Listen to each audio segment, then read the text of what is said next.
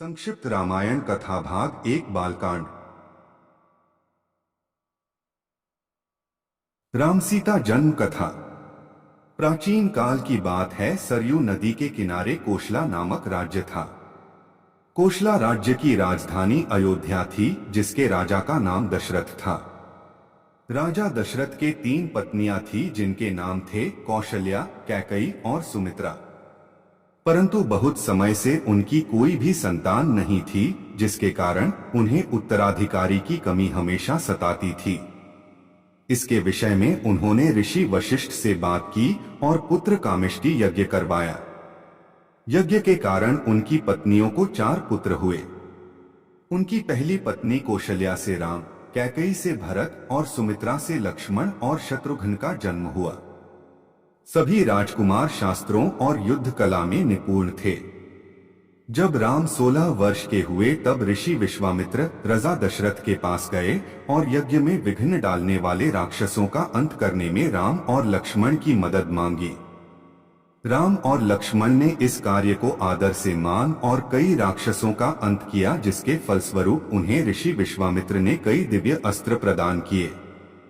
एक दूसरे प्रदेश मिथिला के राजा जनक भी निसंतान थे। ऋषियों के कहने पर राजा जनक ने अपने राज्य के खेत में हल चलाना शुरू किया। हल चलते समय उन्हें एक धातु से टकराने की आवाज आई। जब राजा जनक ने देखा तो उन्हें सित के कलश में एक कन्या जमीन में गड़ी हुई मिली।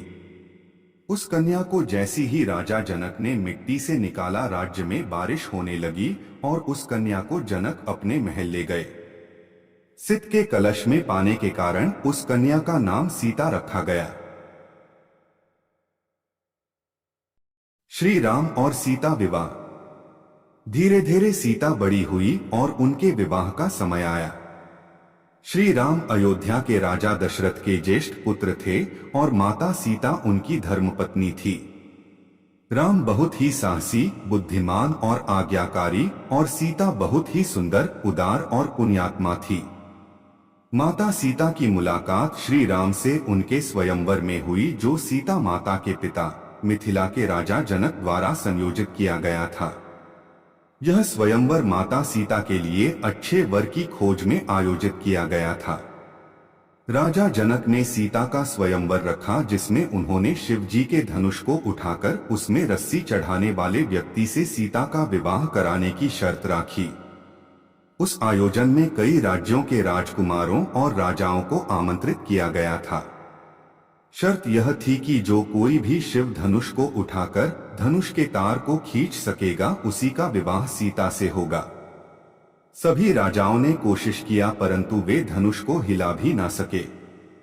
जब श्री राम की बारी आई तो श्री राम ने एक ही हाथ से धनुष उठा लिया और जैसे ही उसके तार को खींचने की कोशिश की, वह धनुष 2 टुकड़ों में टूट गया। इस प्रकार श्री राम और सीता का विवाह हुआ। इस प्रकार श्री राम का विवाह सीता से, लक्ष्मण का विवाह उर्मिला से, भरत का विवाह मांडवी से और शत्रुघ्न का विवाह श्रुतकीर्ति से हो गया। संक्षिप्त रामायण कथा भाग 2 अयोध्या कांड। अयोध्या राजघराने में षड्यंत्र। अयोध्या के राजा दशरथ के 3 पत्नियां और 4 पुत्र थे।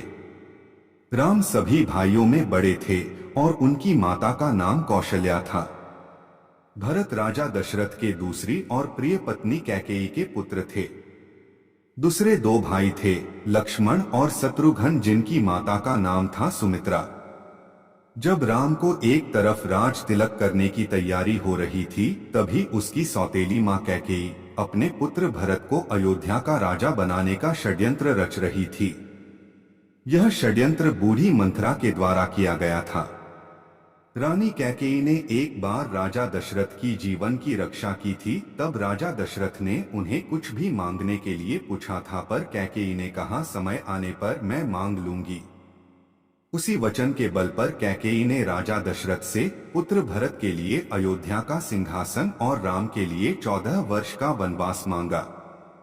श्री राम तो आज्ञाकारी थे, इसलिए उन्होंने अपने सौतेली माँ कैकेयी की बातों को आशीर्वाद माना और माता सीता और प्रिय भाई लक्ष्मण के साथ 14 वर्ष का वनवास व्यतीत करने के लिए राज्य छोड़कर चले गए। इस असीम दुख को राजा दशरथ सह नहीं पाए और उनकी मृत्यु हो गई। कैकेयी के पुत्र भरत को जब यह बात पता चली तो उसने भी राजगद्दी लेने से इनकार कर दिया। कथा देखने के लिए आप सभी का धन्यवाद। अगला भाग अरण्यकांड। मिलते हैं अगले वीडियो में।